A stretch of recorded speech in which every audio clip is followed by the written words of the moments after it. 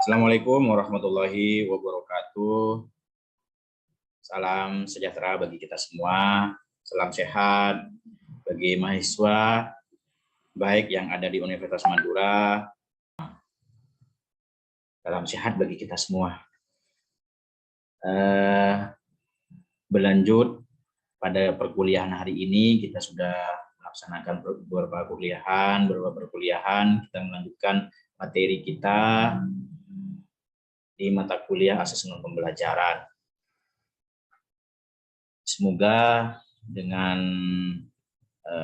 kita bisa tatap muka. Coba share screen ya.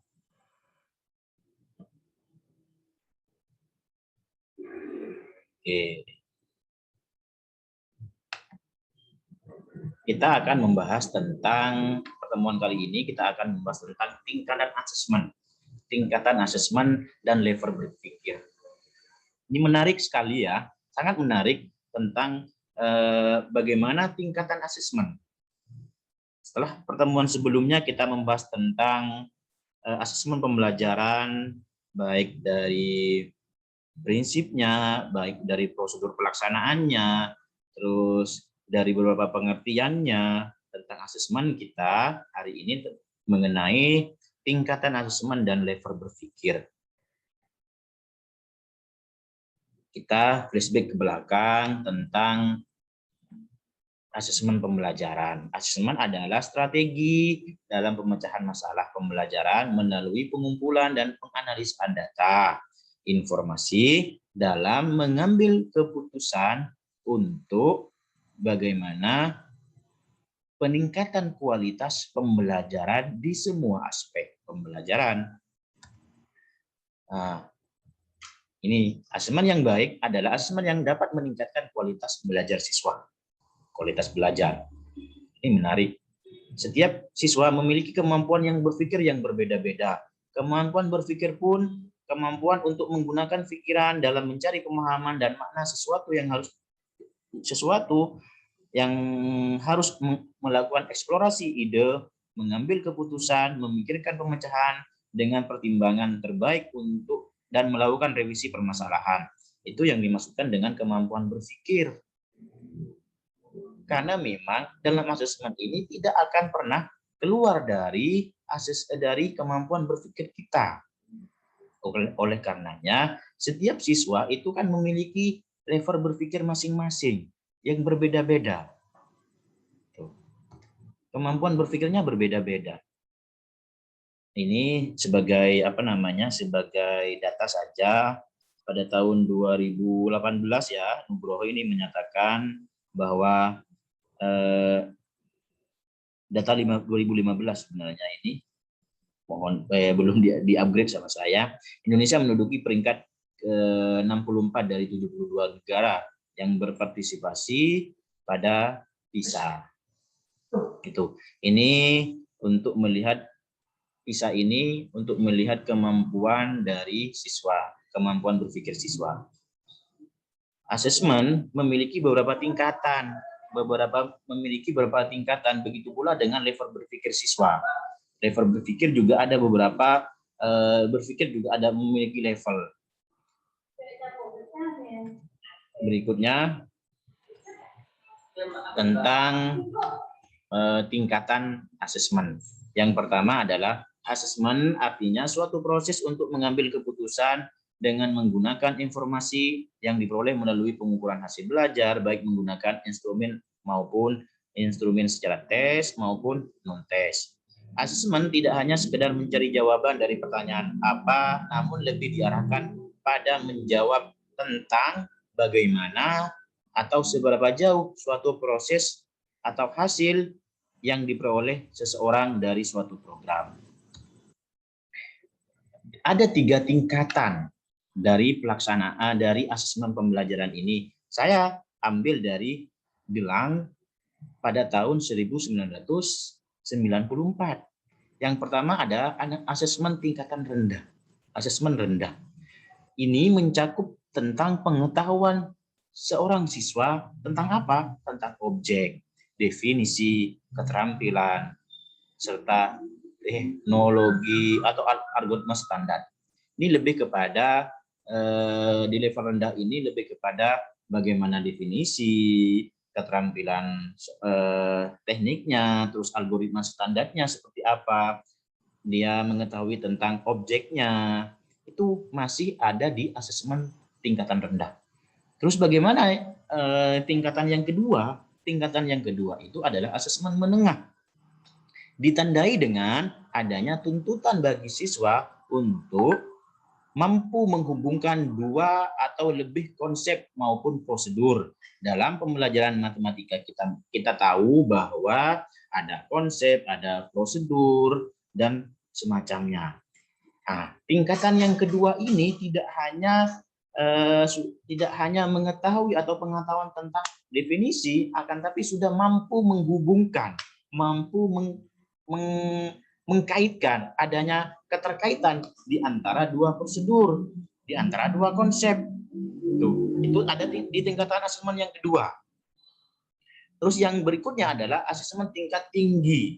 Nah, dalam hal ini memuat suatu tuntutan yang cukup kompleks, seperti berpikir matematik, penalaran, kemampuan komunikasi, bersikap kritis, kreatif, mampu berinterpretasi, refleksi, melakukan generalisasi, dan matematisasi. Ini ada di tingkatan asesmen tingkat tinggi. Seorang guru itu harus berada di mana, Bapak? Itu kan bergantung dari kemampuan kita, dari seorang guru dalam melakukan asesmen. Yang dalam hal ini, Delang menyatakan ada 3 tingkatan asesmen itu. Tingkat rendah, ada tingkat menengah, dan ada tingkat tinggi.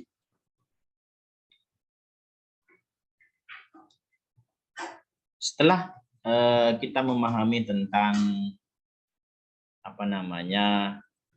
tingkatan asesmen, kita masuk ke level berpikir. Karena dua hal ini sangat penting dan tidak dapat dipisahkan. Kita contohkan ya, level berpikir di sini. Kita berangkat dari apa pengertian berpikir terlebih dahulu.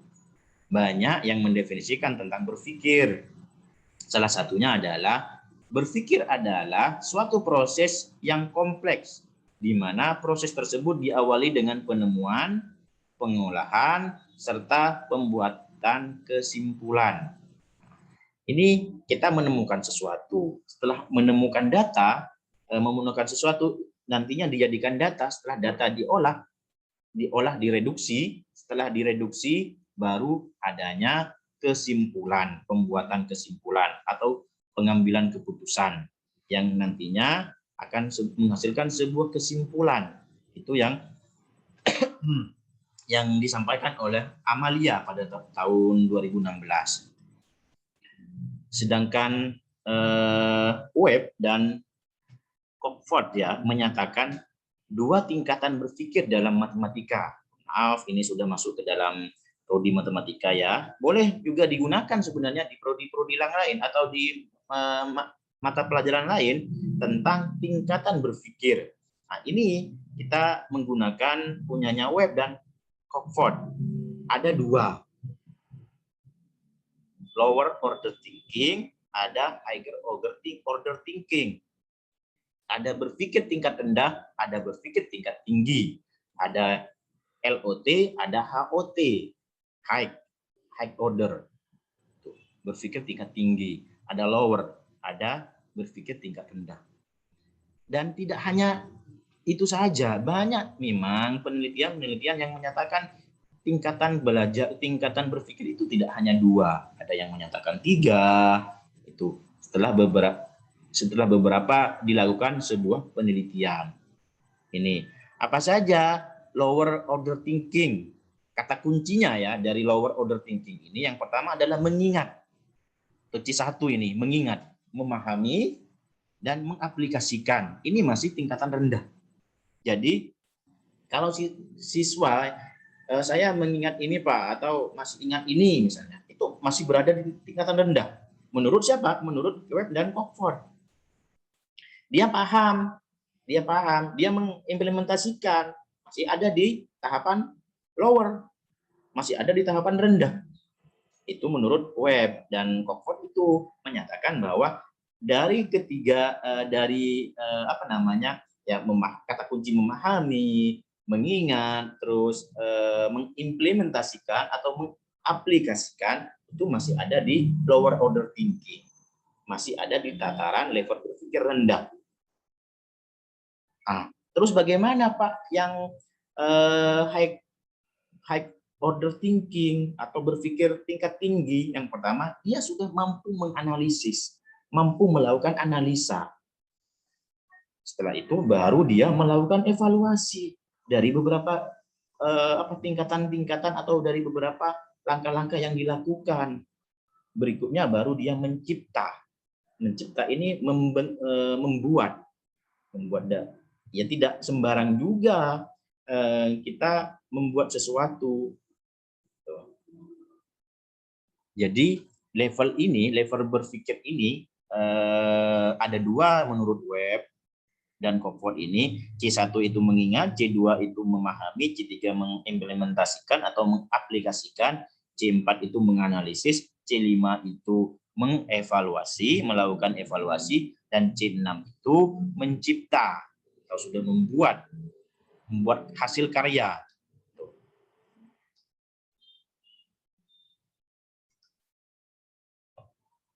Sedangkan Schaeffer dan Foster pada 97, dia mengatakan 3 level berpikir dalam matematika. Yang pertama adalah berpikir level 1.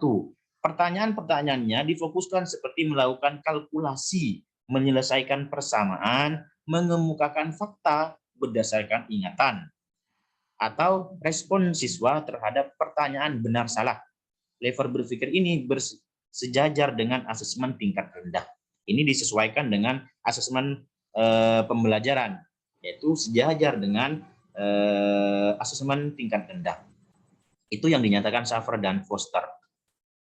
Bahwa pertanyaan-pertanyaannya difokuskan seperti pada melakukan kalkulasi, perhitungan, menyelesaikan persamaan, dan mengemukakan fakta berdasarkan ingatan yang kita miliki. Itu ada di level 1. Berikutnya ada di level 2. Pertanyaan-pertanyaannya biasanya memerlukan informasi yang terintegrasi, menyelesaikan permasalahan yang tidak rutin. Pertanyaan untuk level berpikir sejajar dengan asesmen tingkat menengah, karena mungkin penelitian yang dilakukan oleh Schaeffer dan Foster ini disejajarkan atau dipadu-padankan dengan asesmen tingkatan asesmen pembelajaran, sehingga muncul 3 tingkatan berpikir. Yang level kedua ini kata kuncinya adalah ada informasi yang terintegrasi, menyelesaikan persoalan yang tidak rutin. Itu yang menjadi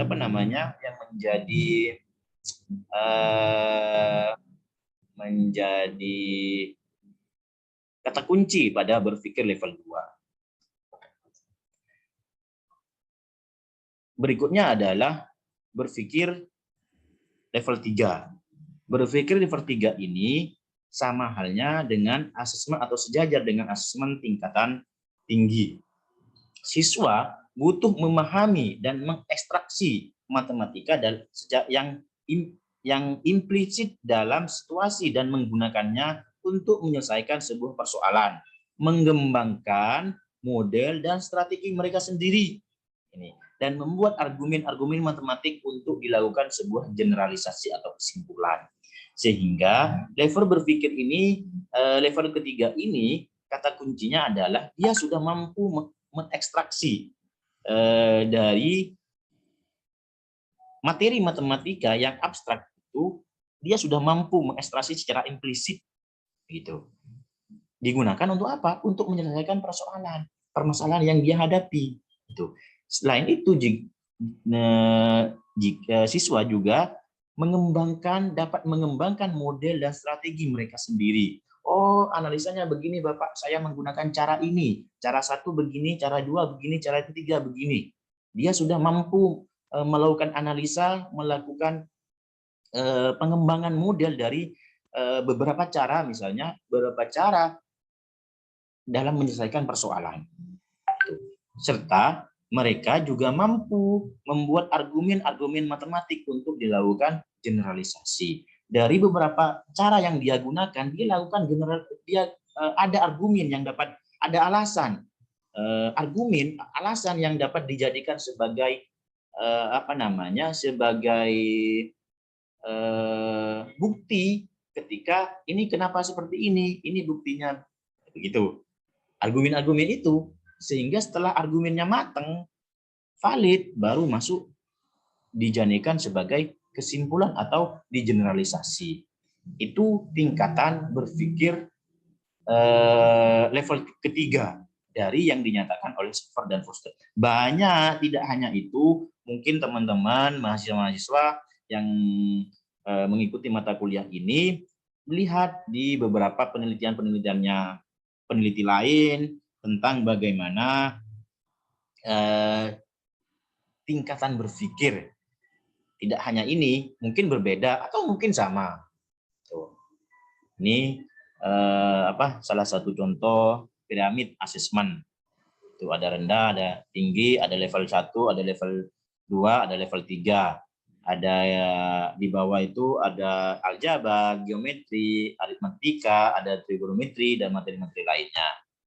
Ini ada juga yang menyatakan level 1 itu reproduksi, level 2 itu koneksi, level 3 itu analisis.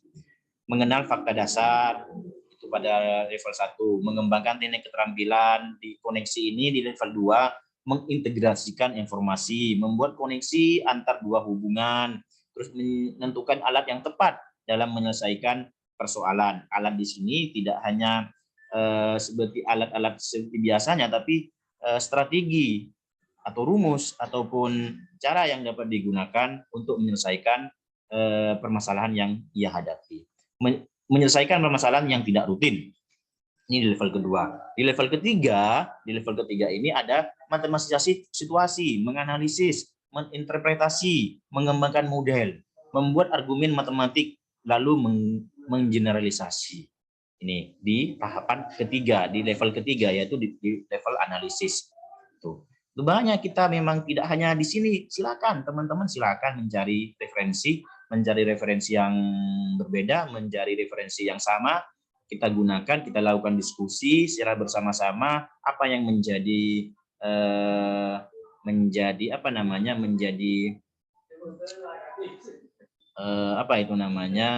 irisan dari penelitian-penelitian yang dilakukan oleh peneliti lain tentang level berpikir. Ini taksonomi Bloom ya, yang didasarkan pada level ini didasarkan pada taksonomi Bloom. Itu berdasarkan taksonomi Bloom, aspek mengingat C1, memahami C2, aplikasikan C3 membutuhkan keterampilan tingkat rendah, sedangkan aspek menganalisis, evaluasi, mencipta itu pada keterampilan tingkat tinggi. Itu menggunakan taksonomi Bloom.